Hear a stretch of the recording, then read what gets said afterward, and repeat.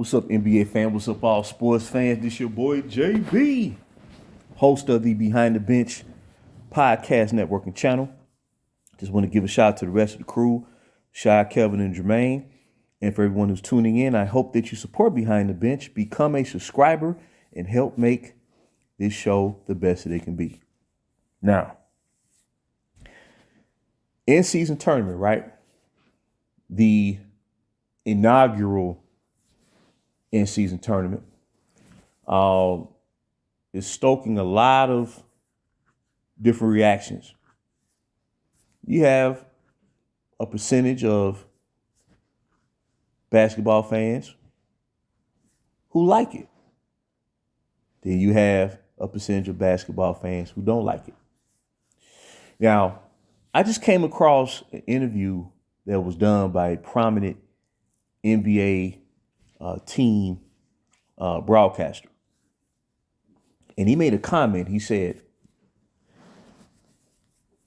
that the reason why this tournament was brought forth is to attract the quote unquote casual fan or casual observer. This tournament was not designed, or the motivation behind creating this in-season tournament, the intent was not to attract the long-standing NBA basketball fan. When I mean long-standing, I'm talking about fans who have watched this league at least for a 30-year period. A 30-year period going back to the 90s or the glory, the golden era, what is often considered the golden era of NBA basketball, 80s and 90s, right? And this is the problem that I have, because I knew that this tournament was the idea for it, the motivation behind it, that you could tell that it was going to alienate fans who've been watching this league for a very long time. Because for all practical purposes, you shouldn't need a quote unquote tournament in the first place, because this is professional basketball. And the real challenge should be the 82 game regular season itself, right? Because you go through the ups and downs, the peaks and valleys, the highs and lows. You go through win streaks, you go through slumps, you go through it all, and you prevail throughout the course of 82 game season. So by the time April roll around and you qualify for the playoffs, you know unequivocally you're one of the 16 best teams in basketball. And on average, 7 teams, I'm going to say 6 to 7 teams, would have a legitimate chance to vie for a championship.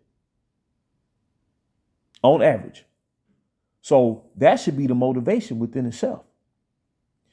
You shouldn't have to come up with a incentivize financially for professional basketball players in the greatest basketball league of all time to compete at the highest level, especially during the early stages of the season. And especially when they're making more money now, they're earning greater salary now than any other time before, which I don't have a problem with, because the players of the 60s made more money. They earned more money than those players of the 50s. The 70 players made more money than the 60s. The 80s players made more money than the 70s players. Then it goes on and on. So that's not an issue. But the fact that you are in the greatest basketball league, there should always be a challenge. And I'm not saying that you're going to bring your A game all the time. You're not going to deliver your best performance throughout the course of 82 game season. That's not what I'm saying. But at the same time, to be professional, go out there and say, I'm going to represent my teammates, my coaches, fans, media, and the league in general, right? This should never be an issue. Now, this is the thing. When you say that a tournament is designed to appeal to the casual fan, the flaw in that, I believe, is that you cannot alienate the long-standing fan. You cannot manipulate the long-standing fan. And I'm not suggesting that the long-standing fan is better than the casual fan, but the long-standing fan understands and really understands what can I say? When you go through the 82 game season and you compete at the highest level and you truly earn your mark, that's where the respect is given. That's where the respect is given. So what the league needs to understand is that they need to get out of its own way. You have so much young talent in this league and so many good young teams on the rise and that are in the front of the standings, especially in the Western Conference, that if you just let the game dictate itself and let the game be the game naturally, you can generate natural rivalries that's ready to surface to where you don't even need an in-season tournament, especially with all these small market teams producing these very deep and talented young squads. Minnesota Timberwolves right now in first place in the Western Conference. OKC is the number 2 seed. Then you have the defending champion Denver Nuggets, who I should have mentioned first, but I'm just talking about who's at the top of the standings currently. Okay, so then you have the New Orleans Pelicans, right? So Memphis Grizzlies, once they get Ja Morant back and once they get their whole squad back from injury and whatnot, Memphis Grizzlies going to pick up where they left off over the past 2 years, finishing the number 2 seed, respectfully by season's end in terms of the regular season. So you can, man, the rivalries are there. Like New Orleans versus Memphis, that could be a regional rivalry. Or like an OKC versus Memphis or New Orleans. New Orleans versus Minnesota. It's all there. Then, of course, you got San Antonio, who's starting over again with Victor Wembanyama. It's going to take some time for them, but you know they're going to get better. They should get better as time goes on. It's there. And then you can regain the support of the long-standing fan as well as the more casual-oriented fan to where you have the best of both worlds. But what you can't do is stage a tournament that's going to alienate and turn off long-standing basketball fans.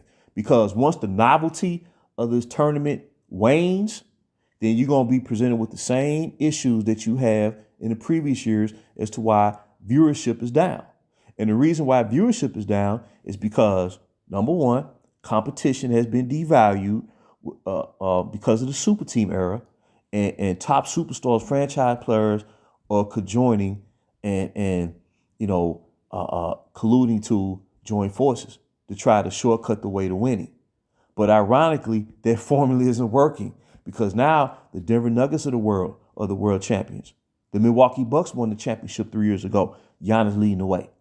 And who knows who can win the championship down the road? The Pelicans, I believe they got the deepest roster in the NBA, full of young talent.